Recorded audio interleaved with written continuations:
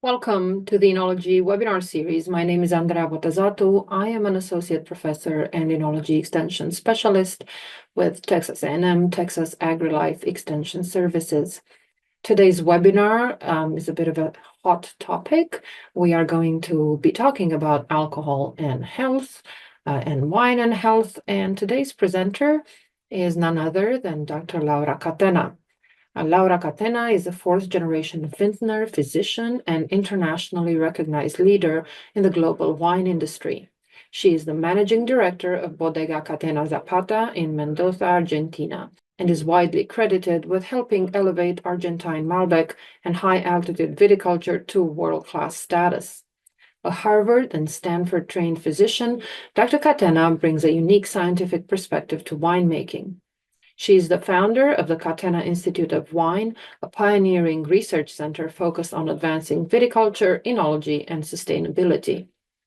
Her work also explores the intersection of wine and health, drawing on her medical background to promote responsible enjoyment and investigate the potential health benefits of wine.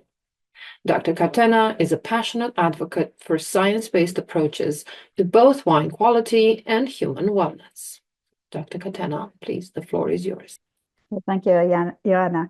That was a great introduction. And I love to speak Texans because you like what I like, which is a nice piece of steak with a Malbec. So thank you, all of you who enjoy that pairing. But today we have a very important topic, wine and health. This is, as Joanna said, a very hotly debated topic. And my objective today is to show you what the science has shown now for decades. What are the questions that still remain and what you can do about it. If you're passionate about wine, what you can do so that there's more research done and we have more answers to our questions. What are the topics for today? What are the potential cardiovascular benefits of drinking in moderation? And remember, anything good comes only from moderation. Excess drinking is bad. We all agree on that. Doctors agree on that. Wine, alcohol producers agree on that. We all agree on that. And that's something that a lot of work is being done in many countries in the world. And we all need to support the moderation in drinking spirit.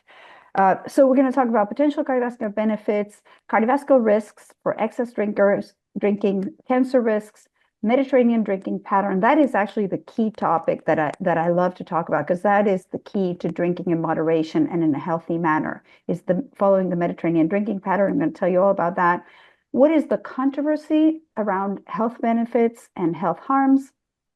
And then again, this is not an inclusive presentation. I'm not your doctor today. So if you have any questions, you do really need to go talk to your doctor because I might be saying something that does not apply to you depending on what your medical history is. So why this is really important right now is that the dietary guidelines for Americans are being drafted, the guidelines that will go from 25 to 30. And these are really important guidelines because they're the guidelines that are followed by public health officials, by doctors, by clinics all over the United States.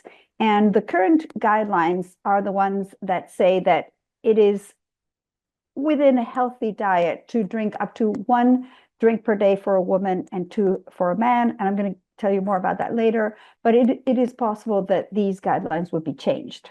And so we're going to talk all about that more towards the end. Okay, so what is wine? Wine is a cultural drink. It's been around for 6,000 to 10,000 years, depending on who you ask. What is the moderate drinking pattern? We're going to talk about that. And only the moderate drinking pattern is part of a civilized way of life. Some people can question that. You know, we have the Greeks and the Romans who used to get drunk. There's definitely, a culture of drunkenness in history.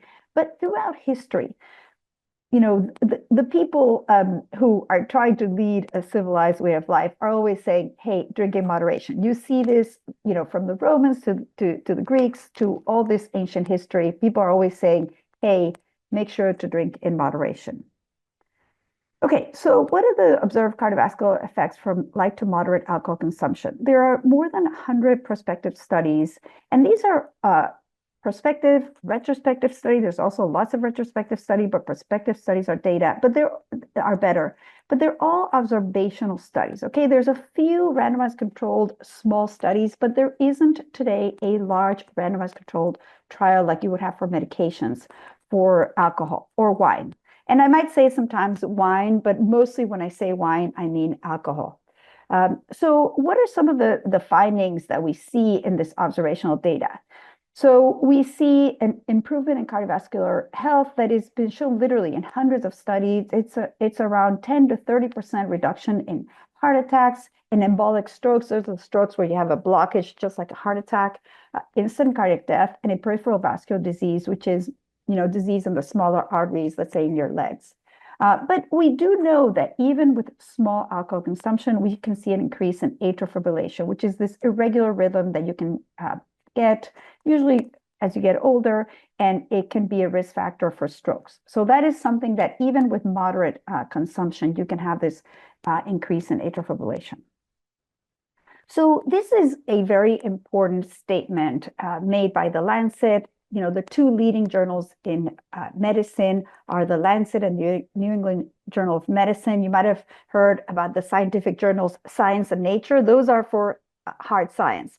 For medicine, it's the Lancet and the New England Journal of Medicine. The Lancet is based in Europe. The New England Journal of Medicine is based in the US. And the Lancet presents something called the Global Burden of Disease, which in 2016, published in 18, had said there's no safe level of alcohol consumption. You might have heard about this. But then they actually changed their statement with the Global Burden of Disease study 2020 that was published in 22 to say that for adults over age 40, health risks from alcohol consumption vary by age and region.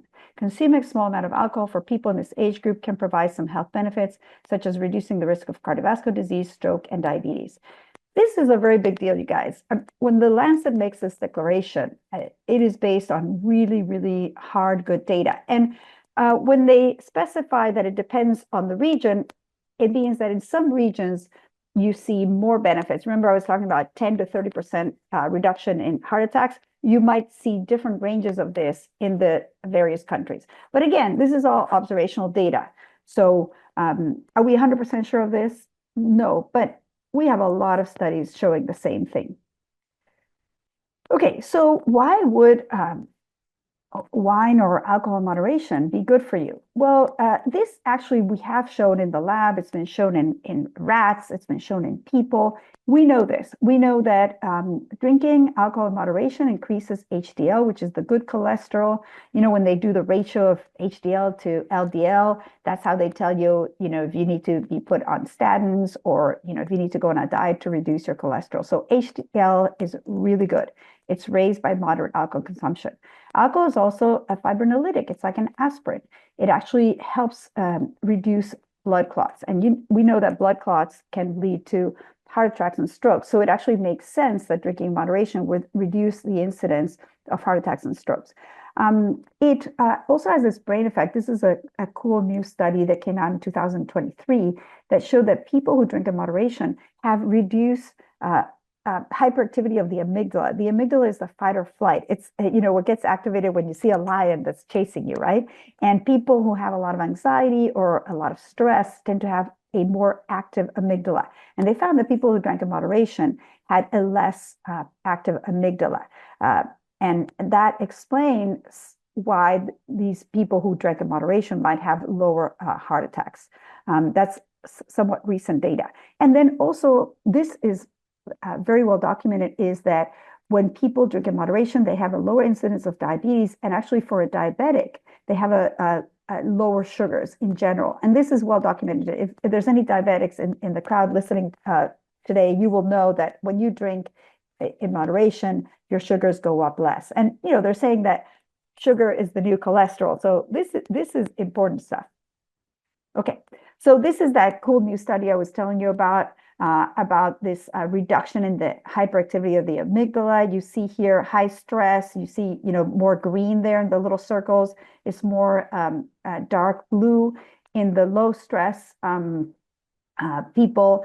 And this researcher from Harvard found a direct correlation between a hyperactive amygdala and more heart attacks. And in his research, which is what was really interesting, is that in people who self-identified as anxious, the reduction in heart attacks from moderate drinking was even more marked. They saw a 40% reduction. I mean, that is huge.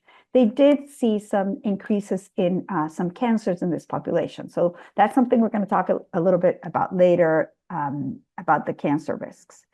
Okay, and this is a really big slide that is going to be up there for you guys to look at it, but these are all the potential explanations for all these effects. I'm not going to go over this in detail. Okay, so this is actually a photo of my son, who is 23 years old, and his grandfather. So how do you, as an individual, make a decision about what to do? Why is it that anytime you read a guideline, even the dietary guidelines for Americans, they say, well, don't start drinking if you don't already drink? And now you're probably saying, wait, hey, she's telling us that it could be cardioprotective. And that's because you don't know that you're not going to develop an alcohol use disorder. You don't know that you're going to be able to control your drinking. And if you drink a lot, you're going to see some slides coming up. It's pretty bad for you. It's really bad. So if you're not drinking already, and you want to, protect your heart, exercise, eat fruits and vegetables, follow the Mediterranean diet. There's all kinds of things you can do that will get you a similar result. But if you're already drinking, you enjoy it, and you're able to drink in moderation, I think it's completely acceptable to continue drinking. And if any doctor were to tell you that you shouldn't, you should question them. But it's very unlikely that a doctor will tell you to stop drinking if you're drinking in moderation and you really enjoy it, because quality of life is something that all doctors look at. So there are really no health benefits for the under 40 age group, because that age group is not really at risk for heart disease in general. So in that population, really, we see a lot of harms, because we see, drunk driving, we see, people partying in college and drinking too much and passing out and all these sort of bad things. So this is a population that it is our responsibility as people in the alcohol industry. I don't know how many of you are winemakers. We cannot encourage young people drinking, even people who are over 21, or in Argentina over 18. And we should be very responsible in our tasting rooms, in training sommeliers. Like our whole industry, I think, needs to do a lot more work to communicate how bad drinking over moderate guidelines is. Australia's guidelines are kind of interesting because they chose their how much to drink per week based on similar risk to driving. And driving is another thing that has some risks. Every time you get in a car, you are at some risk of somebody crashing against you, of having an accident, but we all do it because it's so important to be able to get to work, to see friends, go on vacation, etc. Men can drink a little bit more than women because they produce more alcohol dehydrogenase, and they have more water and less fat ratio in their bodies. So actually, men can usually drink about twice as much of women, and their levels of alcohol in their bloodstream will go to the same level, or twice as much. Even a large woman that's the same size as a man should drink a little bit less. Then some people carry a gene that interferes with alcohol metabolism. You might know people who get really red really quickly after drinking. If you have one of these genes, you should definitely either not drink at all or drink very little, because that means that the acetaldehyde, which is the toxic byproduct of alcohol, sticks around in your bloodstream longer. So if you have this gene and you flush really easily, which is different than rosacea. Some people have rosacea, which they get red, and it's a skin condition. That's different. You should talk to your doctor about this. But basically, if you have this gene, you should probably not drink, or drink very little. And then people over 65 should reduce their drinking to about half. And this is something that's not widely known. I find that, especially men think that they can keep on drinking, the 2 units per day. And over 65, you should be closer to what women are supposed to drink. And if you're a woman, maybe, if you like to have your glass of wine, try to alternate every other day after the age of 65. Okay, so what is all this information based on? Large observational studies. There's only very small randomized controlled studies. There is going to be this amazing Mediterranean diet plus or minus alcohol study already starting in Spain. They're hoping to randomize 10,000 people. It's called UNATI. I don't know if I have that written anywhere, but it's the UNATI study, UNATI. This is a very big deal, you guys. When this study is finished, we're really going to know what happens because they're going to take people that are drinking wine in moderation as part of the Mediterranean diet, and they're going to randomize them to stop drinking or to continue drinking. And all these people have to agree to do that, which, I mean, that's a big sacrifice. But apparently the Spanish people are very passionate about getting an answer, and they are actually quite rapidly enrolling people. Then there is a whole bunch of controversy around some of these observational studies. Are they, when they're looking at the control population, are they looking at sick quitters, that are sicker than, drinkers because they're sick quitters? Maybe they drunk for a long time. They have, some harms from drinking. That has been really cleaned up from the data over the last 20 years. So if you're looking at a study that's been done in the last 20 years, you're not seeing this error. However, a lot of the anti-alcohol scientists or people keep on saying that, oh, the data is all bad because there are these sick quitters. There's no more sick quitters enrolled in the new studies. So another question, and I think this is a more valid question, is let's say people who drink wine, is that a proxy for a healthier diet? So, when we look at moderate wine drinkers versus never drinkers or people who don't drink, even if you control for weight, for smoking, for all these things, are you just looking at people who are healthier overall, who exercise more, who do better things? I think the only way to remove that question is through this randomized controlled trial that's happening. That is a valid question about some of the data.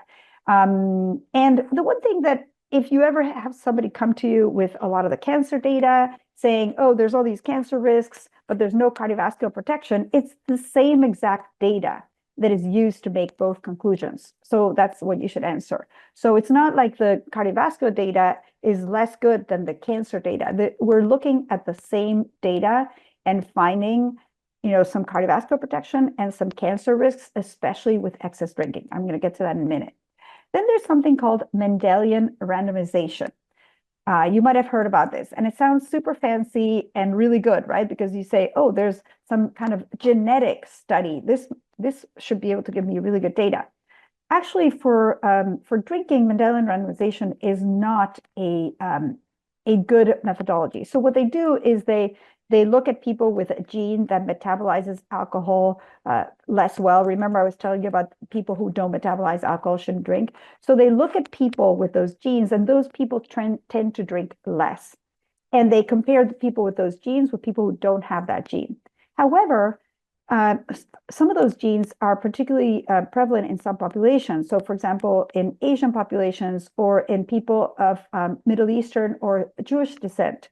And what ends up happening is that if you're comparing somebody with a particular culture that has a particular diet against somebody from a different culture, you're not really comparing apples with apples. The other thing that Mendelian randomization doesn't take into consideration is binge drinking. So even if you have one of these genes that it does not allow you to metabolize alcohol as well as somebody that has, regular alcohol metabolism genes, you might binge drink once in a while. And Mendelian randomization doesn't control for that. And binge drinking is particularly bad. So even a person that drinks in moderation most of the time, let's say that you have your glass of wine every other day or 2 glasses if you're a man, but then every Friday you drink 2 bottles of wine, that's very bad. You get none of the benefits for doing that. So this is something that I think a lot of people who drink wine don't know. I've encountered many people like that I sell wine to, and I'm always telling them, and I'm considered the party pooper, but binge drinking is particularly bad, and we should all try to never do it. I mean, have I ever had, a half a bottle of wine with my husband? Yes. I usually don't drink for 1 or 2 days after that. So but I can't remember having a whole bottle of wine, but I know a lot of men who've had whole bottle of wine. You should try to not do that. that's 4 drinks, especially if you drink it quickly, the acetaldehyde goes up really high. So binge drinking is particularly bad. And again, back to Mendelian randomization, most scientists would tell you that it is not a good way to look at alcohol and health data. Yet there's been big articles, New York Times, Wall Street Journal, quoting this data as, the latest, greatest data showing that there's no cardioprotective effect. Okay, so now to the politics, a little bit of politics. So when we all, and I'll let you kind of read this, I'm going to explain it in a minute, but this is basically the first or one of many New York Times articles saying that there's no cardioprotective effects, that the alcohol industry is behind all the studies on alcohol and health, and that basically, alcohol is horrible for you, even alcohol in moderation, that there's no cardioprotective effect, that there's no health benefits, and that the latest science, they love to use that term, the latest science. Here, some studies have, here, let's read this. So some studies have found cardiovascular benefits in moderate drinking, but in recent years, critics have questioned the methodology used in some of these studies. Remember, I told you that all the studies are the same. For decades and decades, we've been seeing the same results, the cardiovascular protection. And then they say many of which were done by scientists who have received financial support from groups funded by the alcohol industry. So this is, this very, good, powerful argument. It's like, hey, big alcohol is the same as big tobacco. They're lying to us. Well, this is actually not true. Actually, most of alcohol industry is very scared to fund any study. In fact, they don't want to talk to the scientists because they specifically don't want to taint the study. If you talk to, some of you are winemakers, wine people, alcohol people are very concerned about health harms. And in the past, there was some funding, but again, over the last 2 decades, there hasn't been any funding specifically because of this concern. Now, what's really interesting is that this article by the New York Times quotes WHO officials as also saying that people who worked with the WHO wrote this big document that it was a guide to journalists about alcohol and health. And in that document, which is quoted by this New York Times writer, they actually don't quote the specific document, but they quote the WHO. They say, what you read here, the article cited by WHO shows 5.4% industry funding out of 386 observational studies. 5.4% industry funding is very little. And here's the article, the journal article actually quoted by the WHO as showing industry funding. So what's very bizarre here is that even the WHO quotes a study that doesn't prove what they're saying, that many studies are funded by the alcohol industry. So one of the good things for us who like real science is that a lot of the people writing the WHO documents, in fact, this document for journalists, one of the authors works for Movendi, which is the previously named International Order of the Good Templars, which is a prohibitionist organization. So the good thing for us is that some of these people are very sloppy. They're not real scientists. And so they write things that are very clearly incorrect and verifiably incorrect, like this particular statement. So if you hear from somebody, oh, hey, all these health benefits is funded by the alcohol industry, it is not funded by the alcohol industry. There may have been some funding over 20 years ago. The last 2 decades of research, which still shows the same thing, that all the older studies and where this sick quitter effect has been removed, still shows these same cardioprotective effects. A lot of the leading researchers in alcohol and health are at Harvard. So actually, if you want their version of my talk, just go Google, Harvard School of Public Health, alcohol and health, and you're going to get very similar information. Okay. So now about the bad stuff. So if you binge drink or you drink over the guidelines, which is, up to 1 drink per day and up to 2 drinks per day. And the guidelines don't tell you, hey, you should drink 1 drink per day or 2 drinks per day. They say up to. And then the guidelines also say drinking less is better than drinking more. So I personally recommend skipping a few days of alcohol, of drinking alcohol per week. And this is in the UK guidelines and in the French guidelines to skip a few days per week. And I think that's very smart. That's not in the US guidelines, which simply say drinking less is better than drinking more. But I personally always recommend skipping a few days because it's easier to reset to a moderate drinking level. So if you drink too much or you binge drink, you have a higher incidence of heart attacks. So again, we had that beneficial effect with moderate drinking. Now with higher drinking, we have more heart attacks. We have hypertension. This is also very well documented. Higher blood pressure in heavy drinkers. We have more of these abnormal heart rhythms, the atrial fibrillation I was telling you about, and we have bleeding stroke. Remember I told you that alcohol functions as a blood thinner? So it actually makes sense. It's like an aspirin, right? So it makes sense that if you take too much, aspirin, you get more bleeding strokes. So if you drink too much, you can also get bleeding ulcers of the stomachs. If there's any doctors in the crowd here, that's one of the first things you ask somebody if they come in with an ulcer, how much are you drinking? So again, this is also extremely well documented that drinking too much is bad for all these different systems in your body. And I think we all know that, but I'm confirming it because I think it's important when you talk about health benefits to also talk about harms. Okay, and then alcohol and cancer, which is what's been a lot in the news that, is really scary. I actually told my dad, in Argentina, he has a PhD in economics. He studied at Columbia. And I was telling him about this. And he says, Alita, don't talk about alcohol and cancer. Don't talk about it at all. I said, Dad, but it's actually true. There is a higher risk of certain cancers, especially if you drink too much. I said, I'm a doctor. I can't not tell people about stuff. And it's like, well, but I disagree. Anyhow, the point being that this is also proven by the science. So let me be more specific here because a lot of people want to know, well, what happens if you drink moderately? Do I have increased cancer risk? Again, let's go back to that all this information is observational. So even this cardioprotective effect, I can't tell you for sure, right? Because it could be that the people who drink in moderation also have a better diet. So same data shows potential cardioprotective effects, and there is some increase in breast cancer, even for women who drink in moderation. And this is thought to be related to estrogen.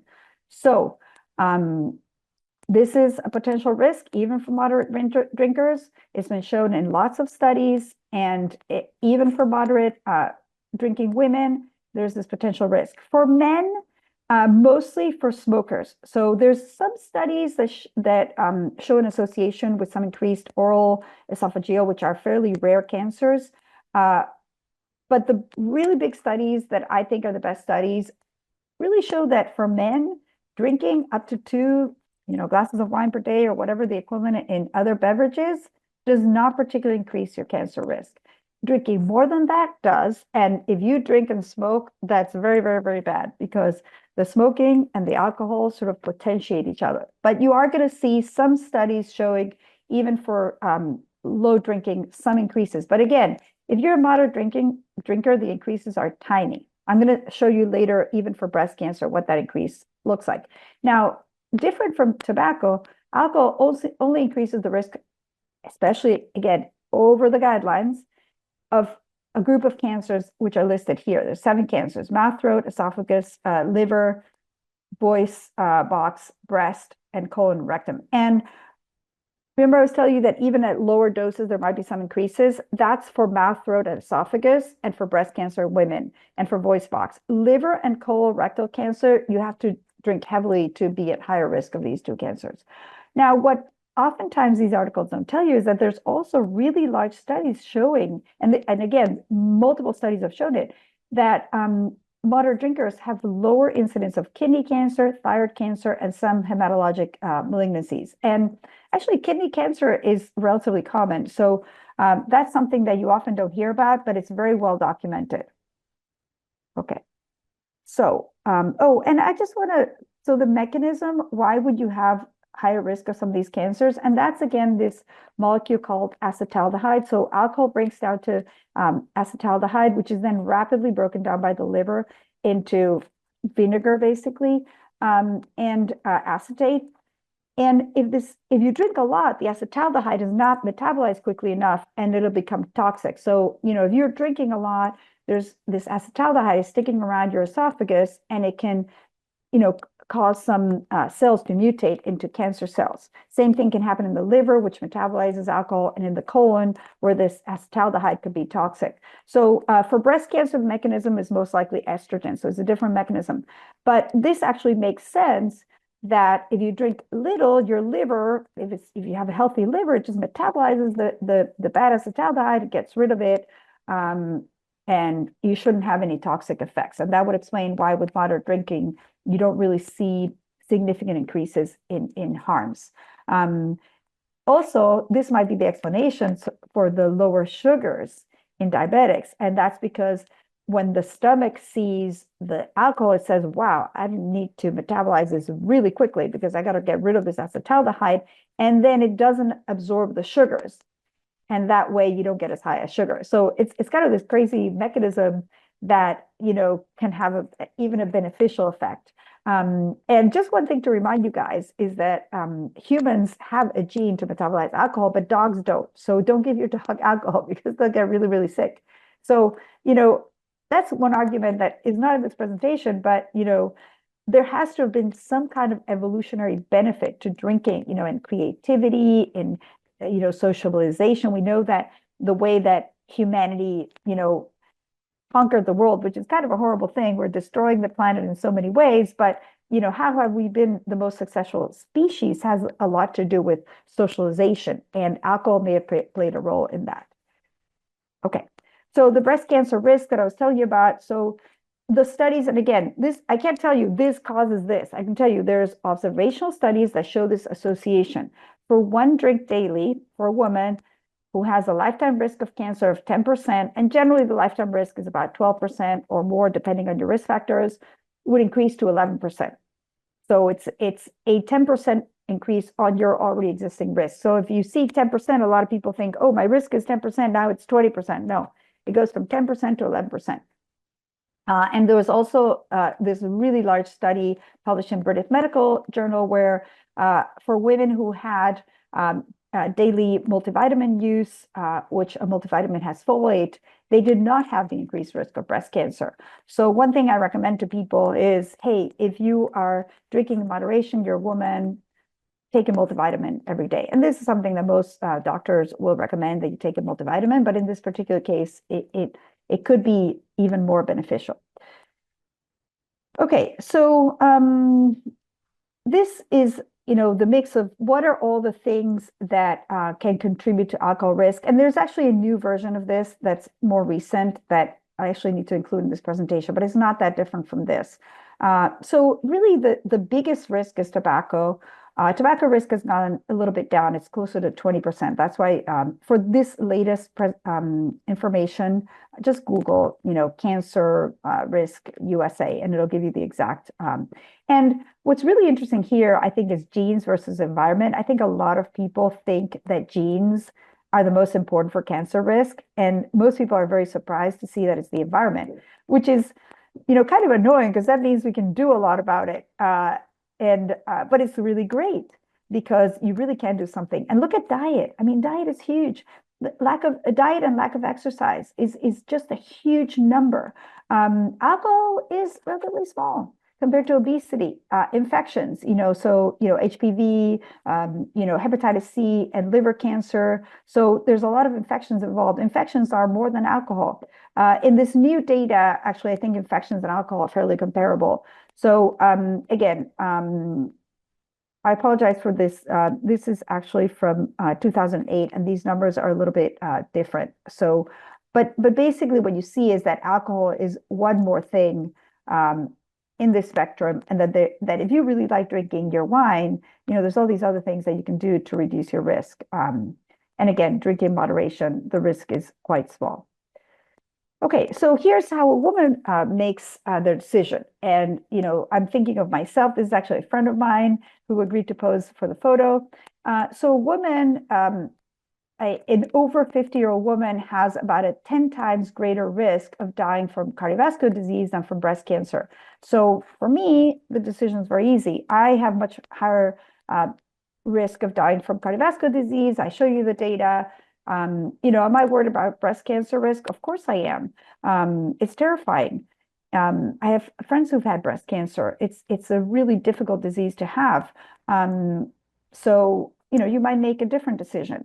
However, that's the decision I make based on these statistics, which I think show that cardiovascular disease is a lot more common and a lot more likely to kill you, basically. On the other hand, I think that if you drink alcohol regularly, it would be really important to get your regular mammograms and make sure you are telling your doctor that you drink in moderation or however much you drink, so that they're aware of that in terms of your risk factors.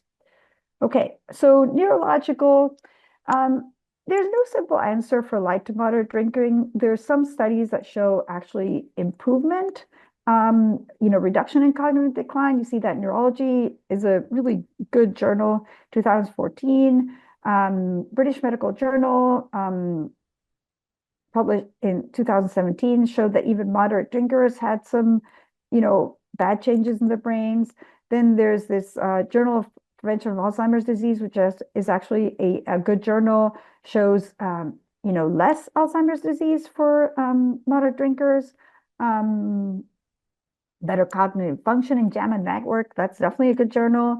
And then there's some of these the Nature communications showing some changes in the brain of moderate drinkers. So the bottom line is, if you're going to drink in moderation, because there could be some harms, there could be some benefits. There's no uniform finding in the data. Again, this Unati study with plus or minus wine should answer some of those questions. They are looking at cognitive function as one of their endpoints. So that's going to be super helpful. Okay, so here is, sorry, I just want to make sure that, okay. All right, so here's what calories, this is an important point in that I think often people don't know that alcohol has a fair amount of calories. And if you're drinking with your meal, which is the best way of drinking because that's how you absorb the least amount of alcohol and your levels don't go up as much. And there's lots of studies showing that drinking with meals is more cardioprotective. There's even a really good study that showed that people who drank with meals did not have any increased cancer risk. And actually, there's a lot of data with Mediterranean diet that includes usually wine in moderation that shows lower cancer risk, lower cardiovascular risk. Drinking with meals is the best way. And in addition, you're drinking with people, you're socializing, and that's also associated with better health. However, you need to be conscious that you're having calories. So, if you're having a glass of wine, just remember that does have some calories. And it's a little less for wine than for beer. Spirits, they have less calories, but usually people will have them with something sugary, so they end up having a lot more calories. So this is just the equivalence. And here are some of the guidelines from around the world. And this is actually one of the problems with alcohol legislation, is that every country has different guidelines. Look at here. In one country, United States is 150 ml, in Greece is 125 ml, and in Australia is 100 ml. But the bottom line, what I tell people is, for a woman, don't drink more than about a bottle per week. So if you can limit what you drink, and don't have the bottle all in one day, that's binge drinking. So more than 4 drinks in 2 hours for a woman and more than 5 drinks for a man is binge drinking. So, but if you have about an average of a bottle per week, and for a man, if you have about an average of 2 bottles per week, a man younger than 65, that is moderation in most countries. And again, see some of these countries like United Kingdom says some alcohol-free days. Then France says several days off. And I think, Germany's not here, but Germany says to skip some days as well. Okay. All right. So this is just some of the questions that your doctor would ask you. I have this picture to remind myself to tell you that just make sure that you're not drinking from gigantic glasses. I'll tell you a story about my husband who really loves wine and who has to be very aware of his drinking because he would easily drink a whole bottle in one evening meal. And he loves to pour himself really big glasses. And I now have gotten rid of all the big glasses at our house so that he can never have this big glass, which I think fits a half a bottle. So, I think it's a good idea to use smaller glasses. I think, people talk about using smaller plates to eat less. I think, in our tasting rooms, smaller glasses are better. I mean, big glasses are so beautiful. We have these like gigantic Riedel glasses. Make sure that if you use one of those, you pour a little bit. But, you might have people complain and say they want more. Well, you have this whole presentation to have your arguments for giving them a small pour. And these cage questions, there's all these questionnaires that doctors use to, inquire whether somebody has a problem with drinking. And I have to say, I've asked most of my friends who work in the industry these questions, and most people have one of them that is true, such as, have you ever felt you should cut down? I know a lot of people who feel that way. So already right there and then you have some problem drinking. So, think about it. There's so many things you can do to drink less. But if you're able to drink in moderation, again, don't feel guilty, enjoy it. I think that's a horrible thing that's happening with some of these articles that are coming out with misinformation is that, people are feeling guilty about drinking. You shouldn't feel guilty about having a beautiful glass of wine with your dinner and enjoying it with friends and a glass or two, or that is such a beautiful thing. It's edible art. But again, these are some of the questions that you could ask. As a doctor, you ask your patients, but your friends and family. These are some tools to cut down. Put it in writing, set a drinking goal, keep a diary. I think one of the easiest ones is if you open a bottle of wine and you only want to have half of it, share it with somebody at home, put a cork on it and, take it to the garage. Anything that's a little farther away will be easier to not go back and have more. I actually do that myself because if I open a bottle of wine, I want to finish it. Then choose some alcohol-free days. With meals is the best way because the levels go up less. Don't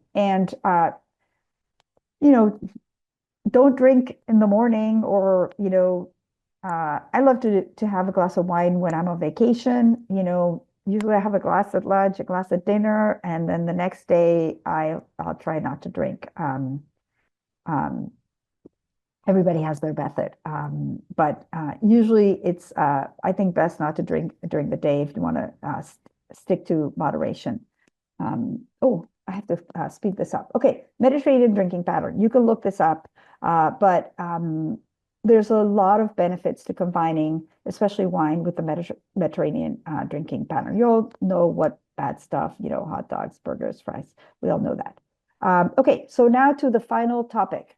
So remember I told you about the dietary guidelines for Americans. So what happened was that there were these two studies commissioned. One is by the National Academies of Sciences.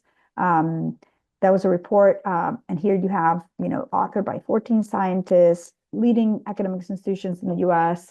And then there was this new study that's never been used before that was, it was a committee on underage drinking that was tasked with studying alcohol. And there was a lot of complaints, letters sent from Congress, bipartisan questioning of this.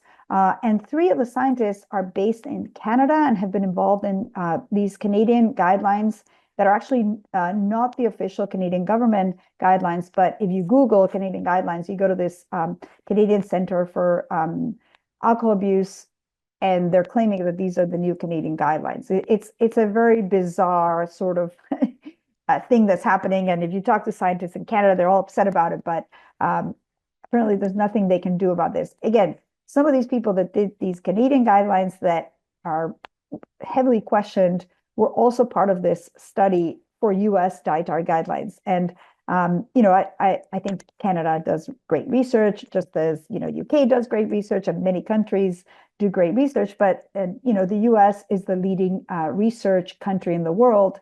And to have dietary guidelines for American drafted by a group that has 3 Canadians makes absolutely no sense to me as a US trained physician.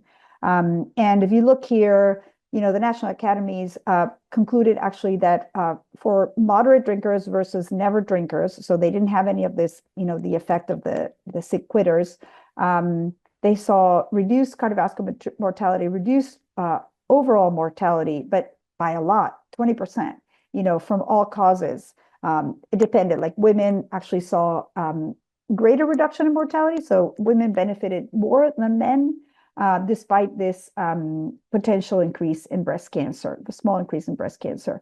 And then this ICCPUD study basically found what I thought was ridiculous, that at 7 drinks per week, you had a risk of 1 in 1,000 of death, but at 9 drinks per week, your risk went down to 1 in 100. So how is it that having 2 more drinks per week would change your risk by 10 times? That already makes no sense. And there's so many inconsistencies.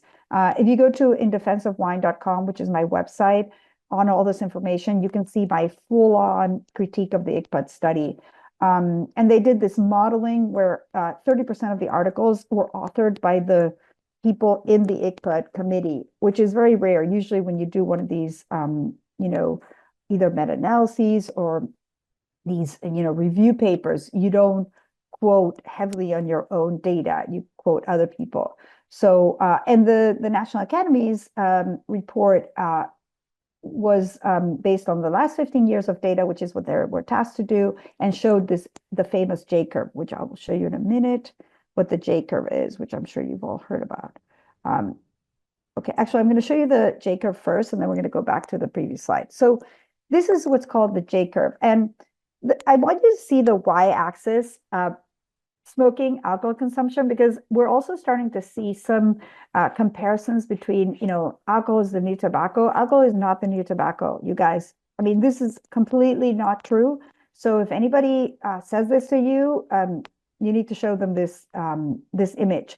So smoking from, even 1 to 4 cigarettes per day, look at that, 1 to 4 cigarettes a day, 50% increase in all-cause mortality. That is a lot. So if any of you guys in this crowd are smoking or know people are smoking, please tell them to stop smoking. It's very bad. And a lot of people say, oh, I just have, 1 cigarette, or I just have a couple of cigarettes on Fridays. That's really bad.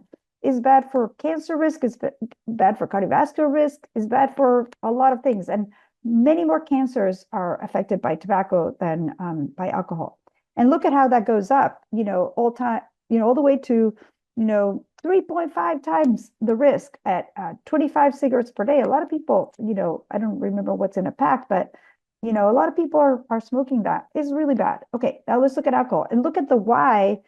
It doesn't even go over 1.4. So, you can't compare the Y and the smoking to the alcohol. So 1.4 means that, the one all the way up at the top means that your risk goes up 40%. And when you see 0.9, 0.8, 0.8 means that your risk of dying goes down 20%. So this is the famous J curve that basically shows that if you don't drink at all, you have, a risk of 1. That means the normal risk. If you drink in moderation, you actually have a lower risk of dying from all causes. Now, you're going to say, wait, Laura, you told us it was up to 2 drinks per day. This is a very generous shaped curve. It was published in 2015. This current NASEM study only looked at moderation, which is up to 2 drinks. Is it possible that at 3 drinks per day, or what it shows here, up to 4 drinks per day, you're still, now you go back to the risk of a non-drinker? That's possible, but my personal recommendation is, stick to the guidelines, because, you might increase your cancer risk and even cardiac risk. So this is a very generous J curve, but I just want to emphasize that there is no J curve for smoking. And so you should not be comparing alcohol with smoking. Now, heavy drinking and smoking, you could make that comparison. Heavy drinking is very bad, but moderate drinking and moderate smoking should never be compared, because they are very different. There's no J curve for cigarette smoking. And now back to, I thought this was an interesting article in Wall Street Journal where, they were talking about we all know cigarettes cause cancer. The memoir boost hasn't reached everyone, which is very scary, I think, for people, especially, you drink wine as part of your healthy lifestyle. You've been doing it. I mean, I've been drinking wine since my 20s. I really enjoy it. I mean, a meal without wine is not a meal for me. And somebody says this, but look at the doctor. The doctor, this is an oncologist, says, the data hasn't changed. And I don't tell my patients to stop drinking. So doctors are not telling people to stop drinking. And that's because they know that there is this cardioprotective effect and that the risks for cancer really are at over moderate guidelines, at over moderation levels. So, okay. And then this is my final slide. So what can you do? Every time you see one of these articles, you have my presentation. You can go to indefenseofwine.com, answer, make comments, because we see a lot of comments from anti-alcohol people saying, oh, thank God you wrote about this. Alcohol is the new tobacco. Or they write all these really anti-alcohol things. And we need to defend that there is this J curve. And one of the most important things about what's happening right now is that if the no safe limit gets established, or if alcohol becomes known as a only negative thing, then there won't be any more research authorized by ethics departments. And we need a lot more research. We need these randomized controlled study like the one that's going on in Spain. We need that in the US.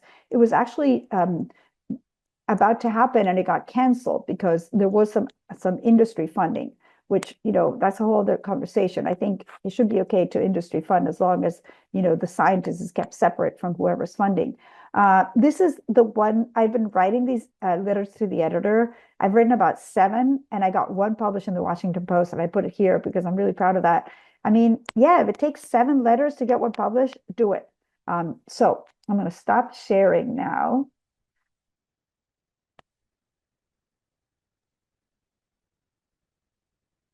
Thank you. I went a bit longer. No problem at Joanna, I'm all. sorry. No problem at all. So now we're opening it for questions or comments from the audience. Please type your questions or comments if you have them in the Q&A box or the chat box. Yeah. I guess I have a question, musing thought. Dr. Catena, as Yeah. alcohols go, I don't know how many of these studies were looking at alcohol in general or specifically at wine. From what I Yeah. gather, the one that they are doing in Spain now that you're Yeah. excited about is looking Yeah. at wine. So my question is, as alcohols go, are there some that are better than others? Are there some drinks that Yeah. are Okay, so I think this is a very crucial question, especially for wine people, because we've always self-identified as, part of the Mediterranean diet, and the Mediterranean diet reduces heart disease, reduces cancer. So, you know, is wine better than other things? So the problem with saying that is that most of the big studies, especially in the US, take all alcohol. They're not looking at what you're drinking. And they find this moderate benefit from drinking any alcohol. And the substance in the mechanism part, remember I was talking about HDL and all that?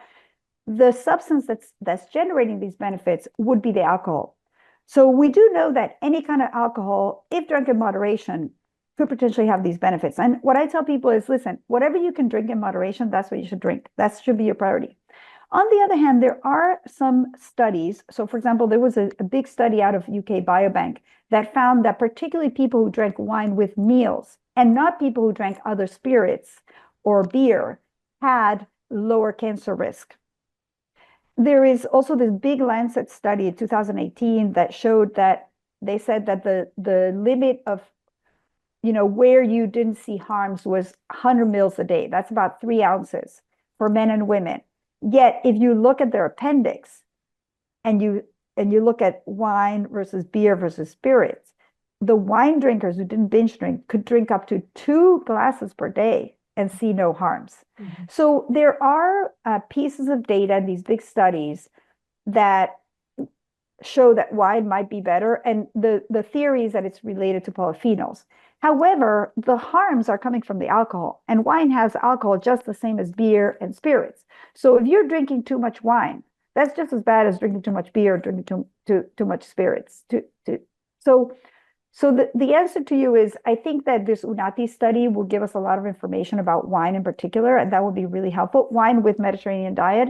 And there are some studies that show that polyphenols might be, part of why the Mediterranean diet works so well, because Mediterranean diet has a lot of fruits and vegetables and, things like blueberries, dark chocolate.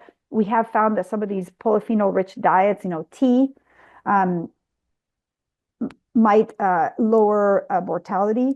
And wine is very rich in polyphenols, and spirits and beers are not. However, I would say that right now it's really moderation that imparts the potential benefit. Thank you.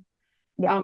I guess as a follow-up to that, looking at wine specifically, and at the general trend that I noticed over years, over the past 2 decades or so, of producing wines with higher alcohol, higher and higher and higher alcohols, Yeah. for various reasons, climatic or because consumers chose that more than others.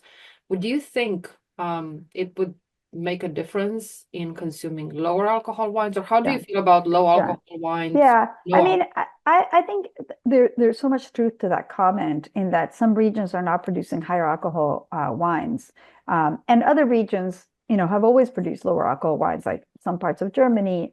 And it's a style, it's a variety that's delicious when it's a little less ripe. There's other varieties that are only delicious if they're ripe. If you have an underripe Cabernet, that's not going to be delicious. A overly ripe Cabernet is also not delicious, but you're not going to have an 11% alcohol Cabernet is probably not going to be very good. My view on all this is, we are responsible or not. I mean, whatever your theory is about climate change, who's responsible? It is happening. A lot of regions are getting hotter, and regions have their style, which might be changing. We are people living at a point in history. There's been many points in history where there was ice ages. I mean, humanity has gone through dramatic climate changes throughout our history. So a lot of these regions have had different styles, different varieties that were grown. I mean, the modern, wine industry is quite young in the New World. There's a lot of regions that, 100 years ago didn't produce wine and now produce wine. So what I would say is, you should make deliciousness, and then you should maybe put it in a prominent place that your wine is higher alcohol. Like the other day, I had a limoncello. I was in Italy, right? Okay, that has a really high alcohol and a ton of sugar. I had a little sip of limoncello. It was delicious. I have no regrets.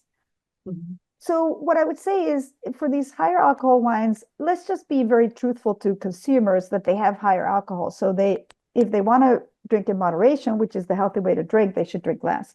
But I think that regions with lower alcohol wines are probably going to thrive. They're going to do really well because people are going to be looking for lower alcohol versions. But I think you can do moderation with any kind of alcohol. Thank you. Another thought that I had that struck me as you were presenting is the way publications present increases in risk. I think a lot of consumer or readers, generally speaking, can be confused by the language used, using percentages, and Absolutely. it may make you feel as if the problem is worse than it is. Well, Can you like this talk for a breast second cancer. about that?